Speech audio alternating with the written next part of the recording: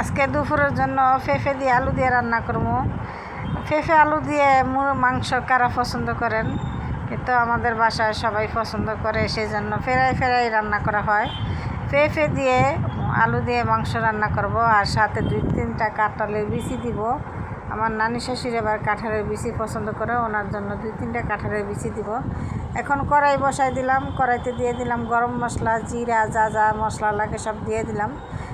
পেঁয়াজটা একটু হালকা ভাজা ভাজা করে দিয়ে দিলাম আদা রসুন বাটা, দিলাম পরিমাণ মতো লবণ, দিয়ে দিলাম হলুদ গুঁড়া, আর দিলাম স্বাদ মতো মরিচের গুঁড়া দিয়ে এখন ভালো মতন মশলাটা আমি সুন্দর মতো কষাই নিব। কষানো শেষ হলে একটু সামান্য পানি দিয়ে আবার মশলাটা কষাইলাম।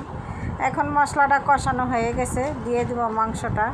এখানে মাংস আছে, অনেকটাই পরিমাণ মাংস আছে, আর পেঁপে আছে, পেঁপে আলুও আছে, ধুইয়া পরিষ্কার করে রাখছি। আর এখানে যে আমি মাংসটা দিয়ে দিতেছি, মাংসটা দিয়ে ভালো মতন কষাই নেব।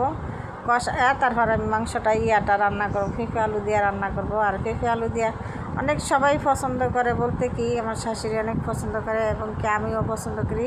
আর ফ্যাটের জন্য, লিভারের জন্য পেঁপে খাওয়া অনেক ভালো। সেই জন্য আর কিছু না হইলেও পেঁপেটা খাওয়ার চেষ্টা করি, যে সব সময় রেগুলার পেঁপেটা খাইতে পারি কি না, কিন্তু সব সময় তো ভালো লাগে না, মাঝে মাঝে ভালো লাগে। তখন এখন মাংস দিয়ে, মাছ দিয়ে তখন রান্না করে পেঁপেটা খাই আমরা। আমার মেয়ে পছন্দ করে কম বেশি, কিন্তু ছেলে একদম পছন্দ করে না, আর আমার হাজব্যান্ড খাই না।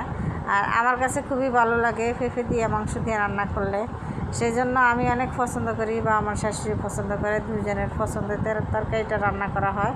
আর সবার জন্য অন্য কিছুও রান্না করা হয়। পরে কী করবো, আমার শ্বশুর তো এটা খাবে না, এই মাংস খাবে না, সেই জন্য ওনার জন্য আবার শুটকি রান্না করছি, বেগুন আলু দিয়ে শুটকি রান্না করছি। আর এত মজা করে রান্না করার পরে বলে লবণ কম হয়েছে, জাল কম হয়েছে, মানে এক এক সময় দোষ বাইরেই। আর যত কিছুই করি না কেন, বলে না আম গাছে জাম হয় না কোনো দিনই, আম গাছে আমই হয়, জাম গাছে জাম হয়। যত কিছুই করো না কেন, তুমি তো অন্য একটা বাড়ির মেয়ে, আর তোমার মন, তুমি মানুষের মন জীবনও রক্ষা করতে পারবে না, যতই কিছু করো না কেন। তা আমার দশাটা ওইরকম হয়েছে, আজকে স্বামী ভালো, তাই কালকে শাশুড়ি খারাপ। আবার শাশুড়ি হয়, স্বামী একটু ভালো হইলে শাশুড়ি আবার করে, মানে একটার পরে একটা যন্ত্রণা আছে প্রতিটা ফ্যামিলিতে। আমি মনে করি নিজস্ব একটা সংসার আল্লাহ দেখ সবাইরেই, আমার মতো কষ্ট যেন কেউ না করতে হয়। ডাল ভাত খাও, আর লবণ ভাত খাও, তবু নিজস্ব নিজের একটা কিছু আল্লাহ দেখ।